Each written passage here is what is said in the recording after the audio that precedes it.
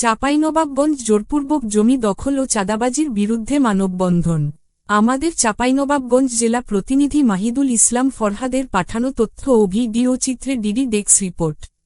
চাঁপাইনবাবগঞ্জের চৌডালায় জোরপূর্বক জমি দখল ও চাঁদাবাজির ঘটনার প্রতিবাদ জানিয়ে এবং সুষ্ঠু তদন্ত ও বিচারের দাবিতে মানববন্ধন অনুষ্ঠিত হয়েছে।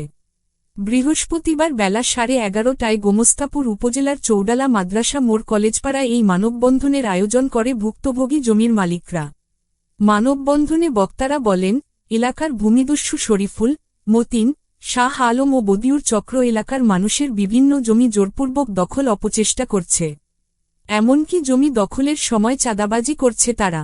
এলাকার প্রকৃত জমির মালিকরা এসব ঘটনায় নিরাপত্তাহীনতায় রয়েছে। জোরপূর্বক জমি দখল ও চাঁদাবাজির ঘটনায় সুষ্ঠু তদন্ত, বিচার ও নিরাপত্তার দাবি জানান ভুক্তভোগী জমির মালিকরা। মানববন্ধনে বক্তব্য রাখেন মো. জুয়েল আলী, বাইরুল ইসলাম, তাজেমুল হক, শাম মোহাম্মদ, আনারুল হক, আব্দুল মজিদ সহ অন্যান্যরা। এ বিষয়ে তদন্ত সাপেক্ষে প্রয়োজনীয় কঠোর আইনি ব্যবস্থা গ্রহণের কথা জানান গোমস্তাপুর থানার ওসি আব্দুল বারিক।